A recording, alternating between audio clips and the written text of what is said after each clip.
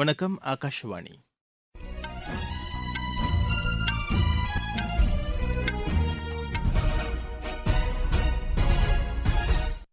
செய்திகள் வாசிப்பவர் முகமது. தலைப்புச் செய்திகள். அசாமில் 12,000 கோடி ரூபாய் மதிப்பிலான உர உற்பத்தி திட்டத்திற்கு பிரதமர் திரு நரேந்திர மோடி இன்று அடிக்கல் நாட்டுகிறார். வரும் நிதியாண்டிற்கான மத்திய பட்ஜெட்டில் வேளாண் துறை மேம்பாட்டிற்கான ஆலோசனைகளை தெரிவிக்குமாறு மத்திய அமைச்சர் திரு சிவராஜ் சிங் சௌஹான் கேட்டுக் கொண்டுள்ளார். சர்வதேச தியான தினம் இன்று கடைபிடிக்கப்படுகிறது. ஐநா பாதுகாப்பு சபையில் தேவையான சீர்திருத்தங்கள் கொண்டுவரப்பட வேண்டும் என்று எகிப்து அதிபர் திரு அப்தெல் ஃபத்தாஹ் எல் சிசி வலியுறுத்தியுள்ளார். 19 வயதுக்குட்பட்டோருக்கான ஜெர்மனி சர்வதேச பேட்மிண்டன் போட்டியில் இந்தியாவின் மிதேஷ் ராமேஸ்வரன் பட்டம் வென்றார். இனி விரிவான செய்திகள். அசாமில் 12,000 கோடி ரூபாய் மதிப்பிலான உர உற்பத்தி திட்டத்திற்கு பிரதமர் திரு நரேந்திர மோடி இன்று அடிக்கல் நாட்டுகிறார். 2 நாள் பயணமாக அசாம் சென்றுள்ள அவர் அங்கு நடைபெறவுள்ள பொதுக்கூட்டத்தில் உரையாற்றுகிறார். இதனையடுத்து பிரம்மபுத்திரா நதியில் உள்ள சுற்றுலா கப்பலில் தேர்வு குறித்த அச்சத்தை களையும் வகையில் பள்ளி மாணவர்களுடன் அவர் கலந்துரையாடுகிறார். அசாம் இயக்கத்தில் தங்களது இன்னுயிரை நீத்த 860 வீரர்களின் நினைவாக கட்டப்பட்டுள்ள தியாகிகள் நினைவிடத்திற்கு சென்று திரு நரேந்திர மோடி மரியாதை செலுத்துகிறார். வரும் நிதியாண்டிற்கான மத்திய பட்ஜெட்டில் வேளாண் துறை மேம்பாட்டிற்கான ஆலோசனைகளை தெரிவிக்குமாறு அத்துறைக்கான அமைச்சர் திரு சிவராஜ் சிங் சௌஹான் கேட்டுக் கொண்டுள்ளார். இது தொடர்பாக சமூக வலைதளத்தில் அவர் வெளியிட்டுள்ள பதிவில், விவசாயிகள் மற்றும் தொழிலாளர்களின் வாழ்வாதார மேம்பாட்டை கருத்தில் கொண்டு எண்ணற்ற திட்டங்கள் செயல்படுத்தப்படுவதாக குறிப்பிட்டுள்ளார். வேளாண் பணிகளை திறம்பட மேற்கொள்ள ஏதுவாக விவசாயிகள், துறை சார்ந்த நிபுணர்கள் மற்றும் வேளாண் விஞ்ஞானிகள் சிறந்த செயல் திட்டங்களை வகுக்க வேண்டும் என்று திரு சிவராஜ் சிங் சௌஹான் வலியுறுத்தியுள்ளார். அஞ்சல் அலுவலகங்களில் வங்கி மற்றும் காப்பீடு சேவைகள் உட்பட பல்வேறு சேவைகள் மேம்படுத்தப்பட்டு வருவதாக மத்திய தகவல் தொடர்புத்துறை இணையமைச்சர் திரு பெம்மசானி சந்திரசேகர் தெரிவித்துள்ளார். ஆந்திர மாநிலம் அமராவதியில் இளைஞர்களை ஈர்க்கும் வகையில் நவீனமயமாக்கப்பட்ட அஞ்சல் அலுவலகத்தை திறந்து வைத்து பேசினார். மாணவர்களிடையே அஞ்சலக செயல்பாடுகளை பிரபலப்படுத்துவதில் இத்தகைய நடவடிக்கைகள் முக்கிய பங்கு வகிக்கும் என்று அவர் தெரிவித்தார். டிஜிட்டல் முறையில் காப்பீடு போன்ற நிதிசார் சேவைகள் இத்துறையின் வளர்ச்சிக்கு பெரிதும் உதவிடும் என்று திரு பெம்மசானி சந்திரசேகர் கூறினார். அரசு நிறுவனங்கள் அரசியலமைப்பு சட்டத்தின் மாண்புகளை உறுதி செய்யும் வகையில் செயல்பட வேண்டும் என்று உச்சநீதிமன்ற தலைமை நீதிபதி திரு சூரியகாந்த் தெரிவித்துள்ளார். உத்தரப்பிரதேசத்தில் நடைபெற்ற நிகழ்ச்சியில் கலந்து கொண்டு பேசிய அவர், நீதிமன்ற நடைமுறைகள் மற்றும் தீர்ப்புகள் மக்களுக்கு எளிதில் புரியும் வகையில் அவர்களது தாய்மொழியில் இருக்க வேண்டும் என்று கூறினார். மொழி தொடர்பான அரசியலமைப்பு சட்டத்தில் கூறியுள்ள விதிமுறைகளின்படி அரசு செயல்படுத்த வேண்டும் என்று அவர் கேட்டுக் கொண்டார். உச்சநீதிமன்ற தீர்ப்புகள் 16 மொழிகளில் மொழிபெயர்ப்பதற்கான பணிகள் ஏற்கனவே தொடங்கியுள்ளதாக தலைமை நீதிபதி திரு சூரியகாந்த் தெரிவித்தார். சர்வதேச தியான தினம் இன்று கடைபிடிக்கப்படுகிறது. ஆழ்மனதில் அமைதியை ஏற்படுத்த தியானம் அவசியம் என்பதை வலியுறுத்தும் வகையில் ஆண்டுதோறும் டிசம்பர் 21ஆம் தேதி இந்த தினம் கடைபிடிக்கப்பட்டு வருகிறது. இதனையொட்டி நாடு முழுவதும் பல்வேறு நிகழ்ச்சிகளுக்கு ஏற்பாடுகள் செய்யப்பட்டுள்ளது. இதனிடையே நியூயார்க்கில் உள்ள உலக அமைதி மற்றும் நல்லிணக்கத்திற்கான தியானம் என்ற தலைப்பில் இந்தியாவைச் சேர்ந்த ஆன்மீக குரு ஸ்ரீ ஸ்ரீ ரவிசங்கர் தலைமையில் சிறப்பு நிகழ்ச்சி நடைபெற உள்ளது. இந்தியா, ஆண்டோரோ, மெக்சிகோ, நேபாளம், இலங்கை உள்ளிட்ட நாடுகளிலும் தியான தினம் இன்று கடைபிடிக்கப்படுவதாக எமது செய்தியாளர் தெரிவிக்கிறார். வாட்ஸ்அப் செயலியில் இருந்து பயனாளர்களின் தரவுகளை சட்டவிரோதமாக பயன்படுத்தப்படுவதை தடுப்பது குறித்த வழிகாட்டு நெறிமுறைகளை மத்திய மின்னணுவியல் மற்றும் தகவல் தொழில்நுட்ப அமைச்சகம் வெளியிட்டுள்ளது. இது தொடர்பாக வெளியிடப்பட்டுள்ள அறிக்கையில் இந்த செயலியை பயன்படுத்துவோர் மிகவும் கவனமாக இருக்க வேண்டும் என்று தெரிவித்துள்ளது. வாட்ஸ்அப் வாயிலாக வரும் செய்திகளின் உண்மைத்தன்மையை அறிந்து கொள்வதன் மூலம் தவறான பயன்பாட்டை தவிர்க்க உதவிடும் என்று கூறப்பட்டுள்ளது. சந்தேகத்திற்கு இடமான இணைப்புகளையோ மொபைல் எண்களையோ பயன்படுத்த வேண்டாம் என்று அந்த அறிக்கையில் கேட்டுக் கொள்ளப்பட்டுள்ளது. திருப்பரங்குன்றத்தில் தீபம் ஏற்றுவது தொடர்பாக தீக்குளித்து உயிரிழந்தவரின் குடும்பத்தினருக்கு தமிழக அரசு உரிய பதிலை அளிக்க வேண்டும் என்று மத்திய இணையமைச்சர் டாக்டர் எல் முருகன் வலியுறுத்தியுள்ளார். சென்னையில் செய்தியாளர்களிடம் பேசிய அவர் இதற்கு மாநில அரசு பொறுப்பேற்க வேண்டும் என்று தெரிவித்தார். முன்னதாக சென்னை வந்த பிஜேபி தேசிய செயல் தலைவர் திரு நிதின் நபீனுக்கு விமான நிலையத்தில் பிஜேபி கட்சியினர் வரவேற்பு அளித்தனர். நீங்கள் கேட்டுக்கொண்டிருப்பது ஆகாஷ்வாணியின் செய்தி அறிக்கை.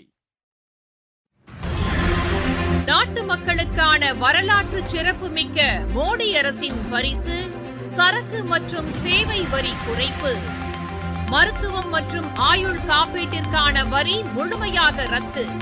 36 உயிர்காக்கும் மருந்துகள் மீதான வரியும் ரத்து. அடுத்த தலைமுறைக்கான இந்த சீர்திருத்த நடவடிக்கைகளில் மாணவர்கள் பயன்படுத்தும் ஸ்டேஷனரி பொருட்களுக்கான வரி ரத்து. வீட்டு உபயோக மின்னணு பொருட்கள் மீதான வரி குறைப்பு. பால் பொருட்கள் மற்றும் பாத்திரங்கள் மீதான வரி 12%-இலிருந்து 5% குறைப்பு. வேளாண் இயந்திரங்களுக்கான வரியும் 5% குறைப்பு. வளர்ச்சியடைந்த இந்தியாவிற்கான பயணத்தில் மோடி அரசு தொடரும் சீர்திருத்த நடவடிக்கைகள். ஐநா பாதுகாப்பு சபையில் தேவையான சீர்திருத்தங்கள் கொண்டுவரப்பட வேண்டும் என்று எகிப்து அதிபர் திரு அப்தெல் ஃபத்தா எல் சிசி வலியுறுத்தியுள்ளார். கெய்ரோவில் நடைபெற்ற ரஷ்யா ஆப்பிரிக்கா ஒத்துழைப்பு தொடர்பான மாநாட்டில் கலந்து கொண்டு பேசிய அவர், உலகளாவிய பிரச்சினைகளுக்கு தீர்வு காண்பதில் ஆப்பிரிக்கா போன்ற பெரிய நாடுகளின் பங்களிப்பு அவசியம் என்று தெரிவித்தார். இந்த மாநாட்டில் ரஷ்ய வெளியுறவுத்துறை அமைச்சர் செர்கி லாரோவ் மற்றும் 50க்கும் மேற்பட்ட ஆப்பிரிக்க நாடுகளின் பிரதிநிதிகள் பங்கேற்றனர். விவசாயிகளை தொழில் முனைவோர்களாக உருவாக்கும் வகையில் பாரத ஸ்டேட் வங்கி செயல்பட்டு வருவதாக வங்கி துணை பொது மேலாளர் திரு பெனுதர் பாரி தெரிவித்துள்ளார். தமிழகத்தில் ராணிப்பேட்டை மாவட்டம் வாலாஜாபேட்டையில் நடைபெற்ற பாரத ஸ்டேட் வங்கியின் விழிப்புணர்வு வார விழாவில் கலந்து கொண்டு பேசிய அவர், வளர்ச்சியடைந்த இந்தியாவிற்கான இலக்குகளை எட்டும் வகையில் விவசாயிகளுக்கு தேவையான கடன் உதவிகள் வழங்கப்பட்டு வருவதாக கூறினார். விவசாயிகளின் மேம்பாட்டிற்கு பாரத ஸ்டேட் வங்கி உறுதுணையாக இருக்கும் என்று திரு பெனுதர் பாரி தெரிவித்தார். மொழிகள் இலக்கியத்திற்கான பாலமாக திகழ்கிறது என்று மத்திய அமைச்சர் திரு மன்சுக் மாண்டவியா தெரிவித்துள்ளார். புதுச்சேரி ஆரோவிலில் நடைபெற்ற இலக்கிய திருவிழாவில் கலந்து கொண்டு பேசிய அவர், இங்கு சமஸ்கிருதம், தமிழ், பிரெஞ்சு மற்றும் ஆங்கில மொழிகள் அதிகாரப்பூர்வமாக பயன்படுத்தப்பட்டு வருவதை சுட்டிக்காட்டினார். 60க்கும் மேற்பட்ட நாடுகளைச் சேர்ந்த மக்கள் ஒன்றிணைந்து வாழும் இந்த ஆரோவில் இலக்கிய மற்றும் மொழிபெயர்ப்புக்கான தனித்துவ களமாக திகழ்வதாக குறிப்பிட்டார். மனித குலத்தின் ஆன்மாவாக இலக்கியம் திகழ்கிறது என்றும் திரு மன்சுக் மாண்டவியா தெரிவித்தார். மகாராஷ்டிராவில் நடைபெற்ற உள்ளாட்சி அமைப்புகளுக்கான தேர்தலில் பதிவான வாக்குகளை எண்ணும் பணி இன்று காலை 10 மணிக்கு தொடங்குகிறது. அம்மாநிலத்தில் உள்ள உள்ளாட்சி அமைப்புகளில் 143 உறுப்பினர்களை தேர்ந்தெடுப்பதற்காக இத்தேர்தல் நடைபெற்றது. உத்தரப்பிரதேசம், ஜார்க்கண்ட் மற்றும் பீகாரில் ஒரு சில இடங்களில் இன்று கடும் பனிப்பொழிவு நிலவும் என்று வானிலை ஆய்வு மையம் கூறியுள்ளது. இமயமலையின் மேற்கு பகுதிகளில் அடுத்த 2 நாட்களுக்கு பனிப்பொழிவு இருக்கும் என்றும் அந்த மையம் தெரிவித்துள்ளது. ஜம்மு காஷ்மீர், லடாக் பகுதிகளில் ஒரு சில இடங்களில் இன்று கடும் பனிப்பொழிவு இருக்கும் என்று அந்த மையம் கூறியுள்ளது. தில்லி, உத்தரகாண்ட், ஹரியானா, சண்டிகர், மேற்கு உத்தரப்பிரதேசம், வடக்கு மத்திய பிரதேசம் மற்றும் பீகாரில் கடும் பனிமூட்டம் காணப்படும் என்றும் தெரிவிக்கப்பட்டுள்ளது. இதனிடையே தில்லி மற்றும் அதனை சுற்றியுள்ள பகுதிகளில் காற்றின் தரம் மோசமடைந்துள்ளது என்றும், தில்லியில் காற்றின் தர குறியீடு 405 உள்ளது என்று மத்திய மாசு கட்டுப்பாட்டு வாரியம் தெரிவித்துள்ளது. 19 வயதுக்குட்பட்டோருக்கான ஜெர்மனி சர்வதேச பேட்மிண்டன் போட்டியில் இந்தியாவின் மிதேஷ் ராமேஸ்வரன் பட்டம் வென்றார். நேற்று நடைபெற்ற ஆடவர் ஒற்றையர் பிரிவு இறுதிப் போட்டியில் அவர் 21-17, 17-21, 21-13 என்ற செட் கணக்கில் போர்ச்சுகலின் டியாகோ பெரிங்கரை வென்று கோப்பையை கைப்பற்றினார். சீனாவின் ஹாங்சோ நகரில் நடைபெற்ற உலக பேட்மிண்டன் இறுதி சுற்றுப் போட்டியின் ஆடவர் இரட்டையர் பிரிவில் இந்தியாவின் சாத்விக் சாய்ராஜ், சிராக் ஷெட்டி இணை வெண்கலப் பதக்கம் வென்றது. 19 வயதுக்குட்பட்டோருக்கான ஆசிய கோப்பை ஒருநாள் கிரிக்கெட் போட்டியின் இறுதி ஆட்டத்தில் இந்தியா இன்று பாகிஸ்தானை எதிர்கொள்கிறது. துபாயில் நடைபெறும் இப்போட்டி இந்திய நேரப்படி காலை மணி 10:30க்கு தொடங்குகிறது. இந்தியா இலங்கை இடையேயான முதலாவது மகளிர் 2020 கிரிக்கெட் போட்டி இன்று நடைபெறுகிறது. விசாகப்பட்டினத்தில் இப்போட்டி இரவு 7 மணிக்கு தொடங்குகிறது. 5 போட்டிகளை கொண்ட இந்த தொடரில் முதல் 2 போட்டிகள் விசாகப்பட்டினத்திலும் அடுத்த 3 போட்டிகள் திருவனந்தபுரத்திலும் நடைபெறும். மீண்டும் தலைப்புச் செய்திகள். அசாமில் 12,000 கோடி ரூபாய் மதிப்பிலான உர உற்பத்தி திட்டத்திற்கு பிரதமர் திரு நரேந்திர மோடி இன்று அடிக்கல் நாட்டுகிறார். வரும் நிதியாண்டிற்கான மத்திய பட்ஜெட்டில் வேளாண் துறை மேம்பாட்டிற்கான ஆலோசனைகளை தெரிவிக்குமாறு மத்திய அமைச்சர் திரு சிவராஜ் சிங் சௌஹான் கேட்டுக் கொண்டுள்ளார். சர்வதேச தியான தினம் இன்று கடைபிடிக்கப்படுகிறது. ஐநா பாதுகாப்பு சபையில் தேவையான சீர்திருத்தங்கள் கொண்டுவரப்பட வேண்டும் என்று எகிப்து அதிபர் திரு அப்தெல் ஃபத்தா எல் சிசி வலியுறுத்தியுள்ளார். 19 வயதுக்குட்பட்டோருக்கான ஜெர்மனி சர்வதேச பேட்மிண்டன் போட்டியில் இந்தியாவின் மிதேஷ் ராமேஸ்வரன் பட்டம் வென்றார்.